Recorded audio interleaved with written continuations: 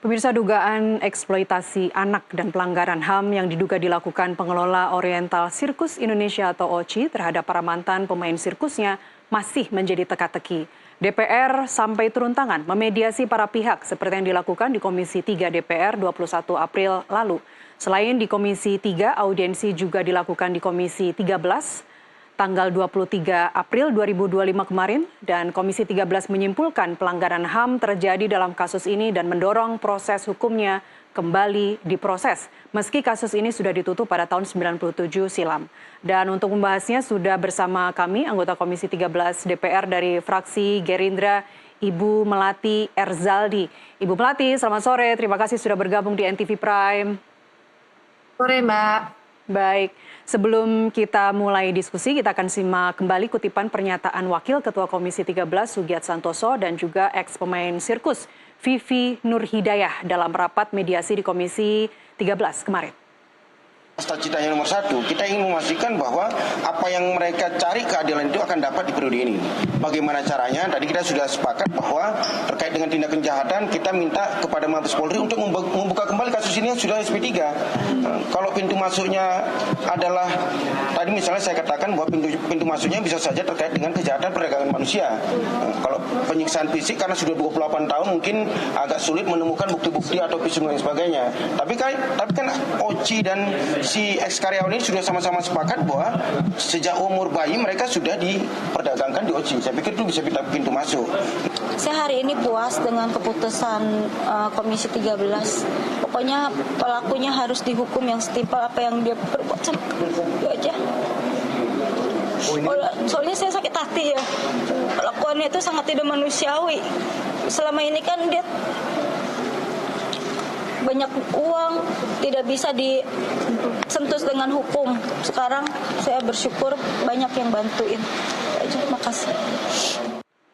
Baik, kita mulai dialog. Bu Melati, kalau saya tangkap dari Komisi 3 arahnya ke perdamaian, tapi Komisi 13 arahnya kepada, tadi Bu Vivi, korban, mengatakan bahwa saya puas dengan Komisi 13. Apakah memang itu tujuan utamanya dari Komisi 13 menggelar mediasi dengan para korban ini untuk mengusut tuntas kasus ini ke ranah hukum?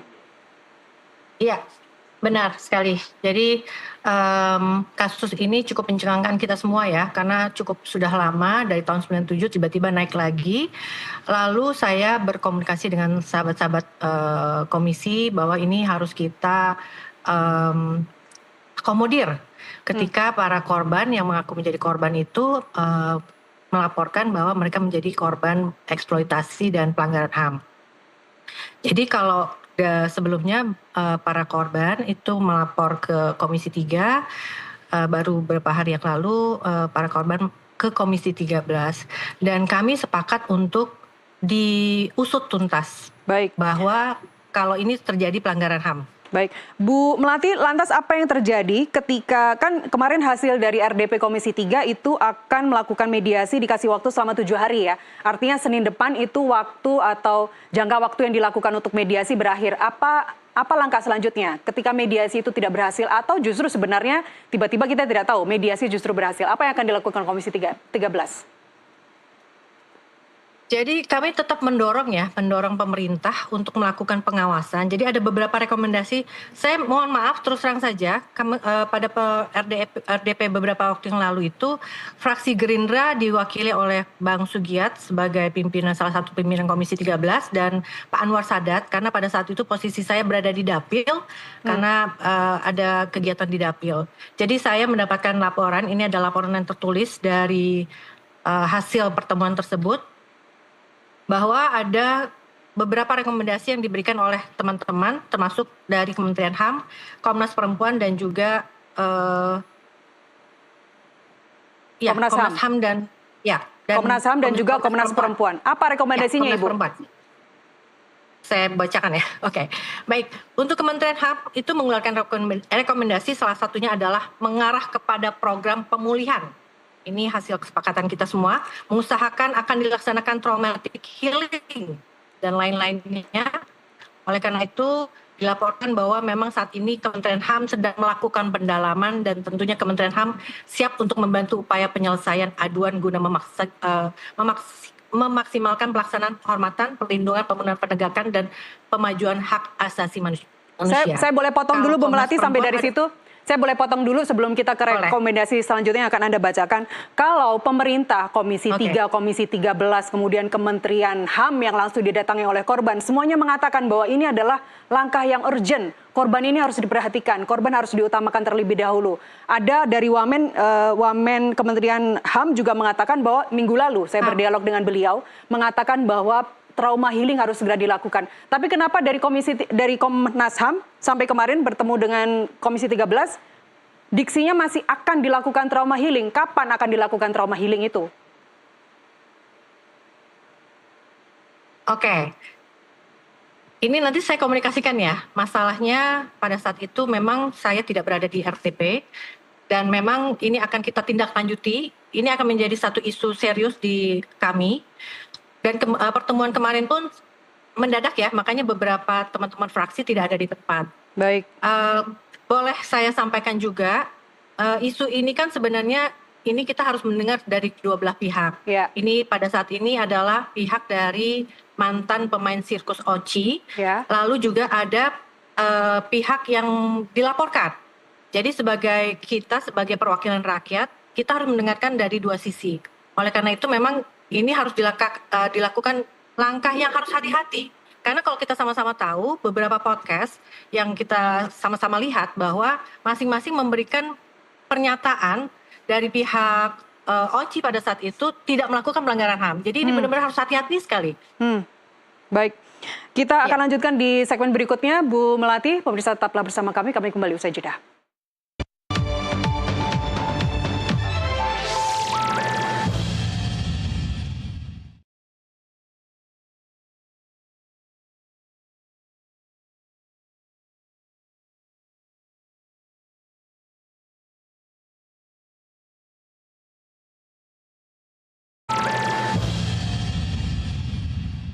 Kita lanjutkan dialog, saya masih bersama anggota Komisi 13 DPR dari fraksi Gerindra, Melati Erzaldi. Ibu Melati, kita lanjutkan.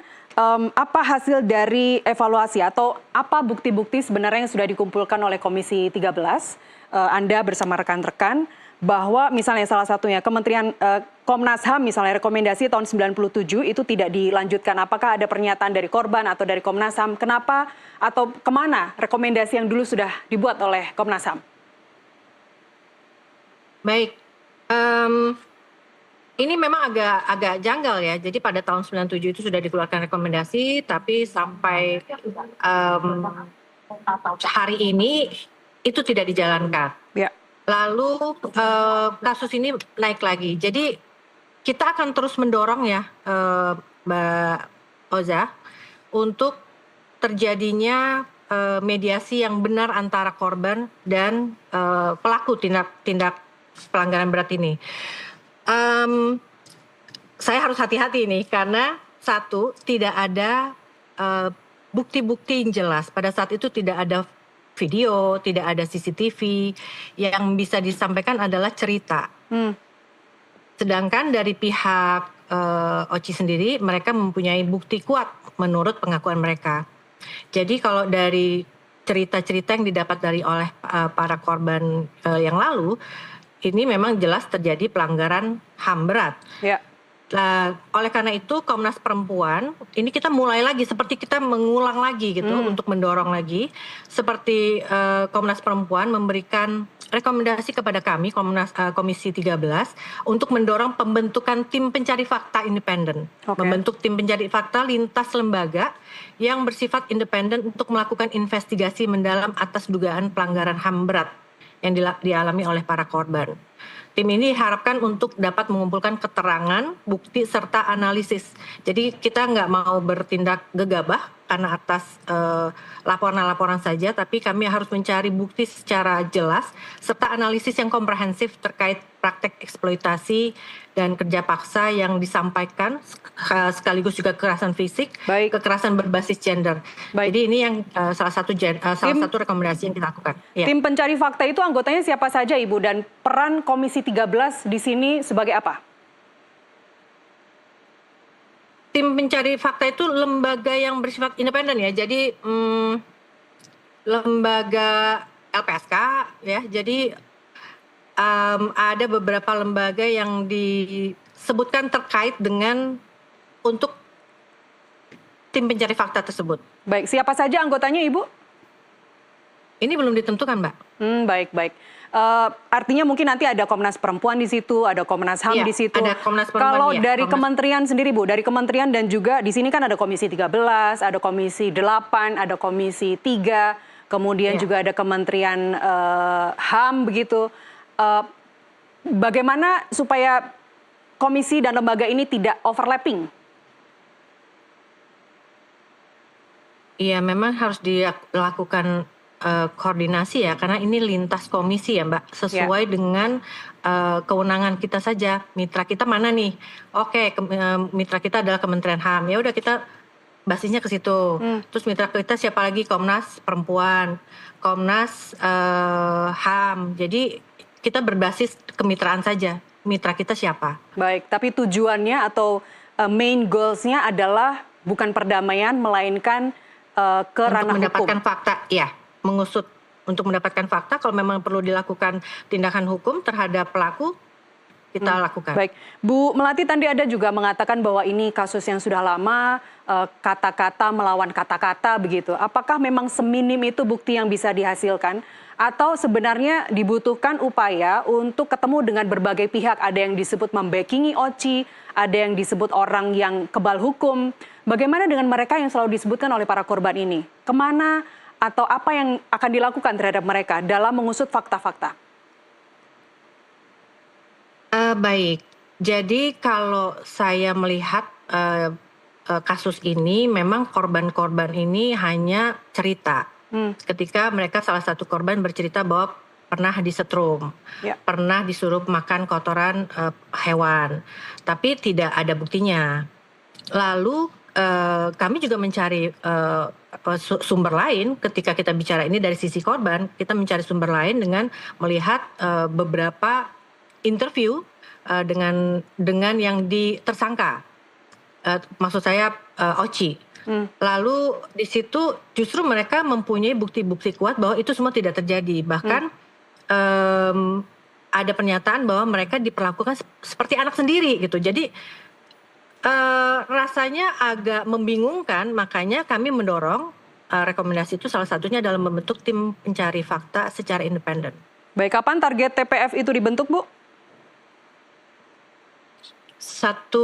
Kita dorong 1 minggu ya, 1 minggu ke depan ini sudah ada progres.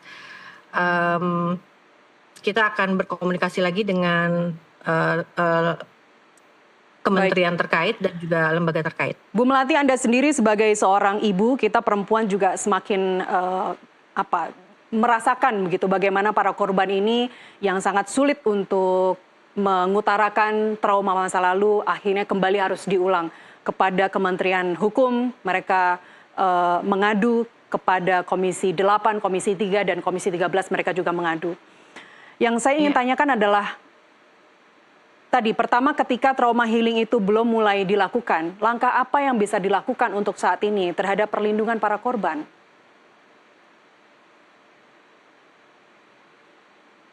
Ibu Melati?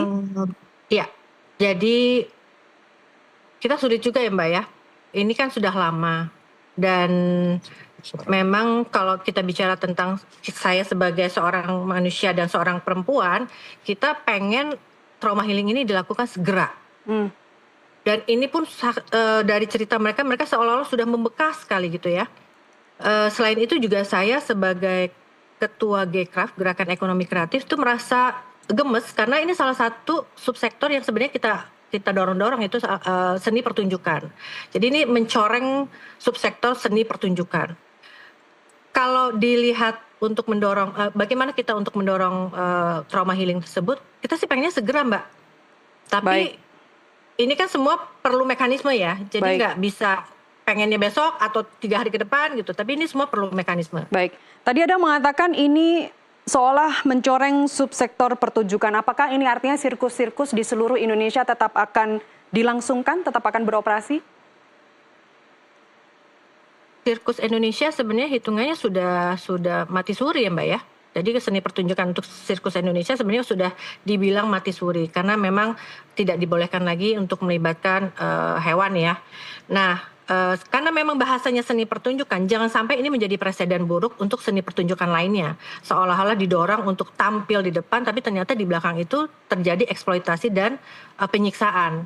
Jadi ini kalau dari sisi saya sebagai ketua Gcraft dan juga teman-teman Gcraft lainnya, ini kita dorong, harus kita usut, ini menjadi presiden buruk seperti itu. Baik. Dari sisi HAM juga kita harus dorong ini bahwa jangan sampai terjadi pelanggaran HAM ini tidak diusut dan tidak ada tindak lanjut. Baik, baik. Bu Melati, kita kembali menyimak pernyataan korban dan juga Wakil Ketua Komisi 3 Ahmad Sahroni kemarin ketika RDP di Komisi 3. Baik. Pukuli. Kakak saya pun gitu, kabur, ditangkap, dipukuli. Tangkap, pukuli. Iya. Oleh pihak Sirkus itu yang melakukan Pak Fran Manansang. itu udah disampaikan ke kuasa hukum. Sudah. Waktu itu saksinya siapa? Teman-teman. Teman-teman. Diadili apa bagaimana? Oke. Soalnya kan kalau saya tidak menerima yang seperti Vivi sampai disetrum, seperti Butet dikasih kotoran gajah mulutnya. Saya tidak menerima itu, yang ini menerima. Dengan kepala dingin, apa yang diharapkan 11 orang ini kepada Pak Jansen dan pengelolanya? Walaupun ini kan udah tutup ceritanya. Tapi ya Pak Jansen, mereka masih punya harapan lah. Minimal yuk duduk sama-sama, kira-kira apa sih yang akan untuk dipermasalahin yang bisa selesai secepatnya. Saya harap keluar dari sini Bapak dan Ibu komunikasi untuk bertemu. Jangan lagi ngomong di berita, udah stop berita, nggak ada lagi berita. Dah duduk sama-sama. Kalau seminggu nggak selesai, datang lagi sini baru kita laporin ke Polda. Mana yang benar, mana yang salah, nanti baru berlanjutlah prosesnya. Demikian Pak Jansen, supaya jangan ini ntar bilang ini, oh ini orang tua begini, pusing Pak. Lebih baik duduk sama-sama, disaksikan oleh Pak Dirkrim Polda Jabar, mana yang baik, mana yang salah, mana yang kurang, mana yang oke, duduk.